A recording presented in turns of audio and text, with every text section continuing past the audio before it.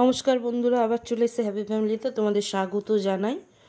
তো আজকের আমি যে রেসিপিটা করব খুবই জনপ্রিয়, তোমরা সবাই চেনো। তো এটা দেখে মনে হচ্ছে কি এটা কিন্তু একটা বড়া দেখাচ্ছে, সে কিসের বড়া তোমরা কি কিছু বুঝতে পারছো? তো এইখানটা দেখো বড়াটা কত সুন্দর লাগে। তো চলো মেন জায়গা দেখায়। তো দেখো দাদা এখানটায় কুমড়ো ফুল তুলছে বাগান থেকে। প্রচুর কুমড়ো ফুল হয়েছে, দাদা জানেই না আমি ভিডিও করছি ওপর থেকে। তা দাদা এনে দিয়েছে কুমড়ো ফুল। তো এই কুমড়ো ফুলগুলো আমাদের বাগানে হয়েছে এতগুলো, তো দাদা তুলে এনেছে। তো এইগুলো আমি কিভাবে বেছে নেবো দেখো। এইগুলো বোঁটা থেকে ভেতরে একটা হলুদ মতো শক্ত অংশ থাকে, ওটা ভালো করে বের করে নেবো। আর দেখে নেবো পোকা টোকা আছে কি না, সাইডে পাপড়িগুলো আছে ওগুলোও ভালো করে বেছে নেবো। তো এইভাবে সব কটাকে কেটে কেটে ভেতরের যে হলুদ অংশটা আছে ওগুলোকে ভালো করে বেছে নিচ্ছি। তো এইভাবেই ছাড়াতে হবে পিঁমড়ে পোকা নাতে। তো সব বাছা হয়ে গেছে।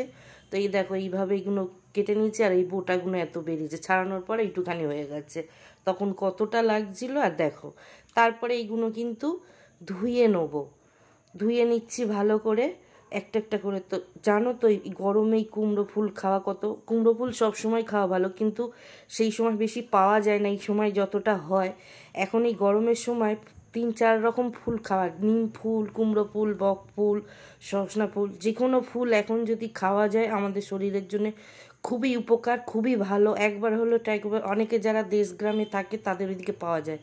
তো যাই হোক, এখানটা আমি একটা জায়গা নিয়ে নিয়েছি, নিয়ে অল্প পরিমাণে বেসন নিয়ে নিয়েছি, একটু কালো জিরে দিয়ে দিলাম, সামান্য পরিমাণে হলুদ, একটু গুঁড়ো লঙ্কা আর নুন পরিমাণ মতন, আর দিয়ে দিচ্ছি খাবারটা।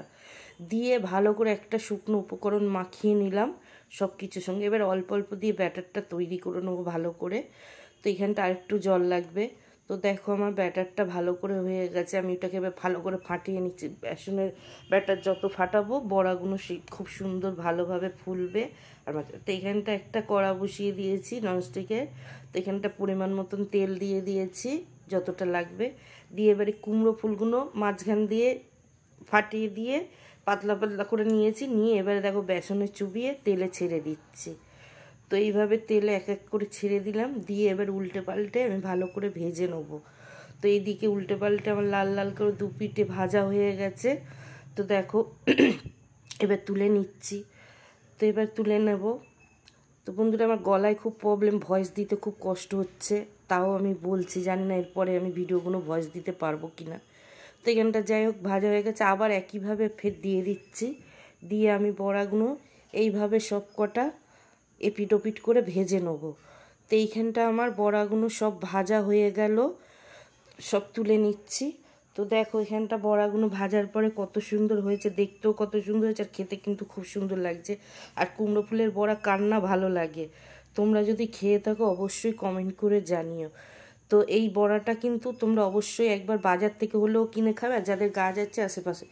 তো বন্ধুরা তোমরা তো জানো কুমড়ো ফুলের কত গুণ, কুমড়ো শাক, কুমড়ো ফুল সবটাই খাওয়া ভালো, এখনের জন্যে সবসময়ই ভালো।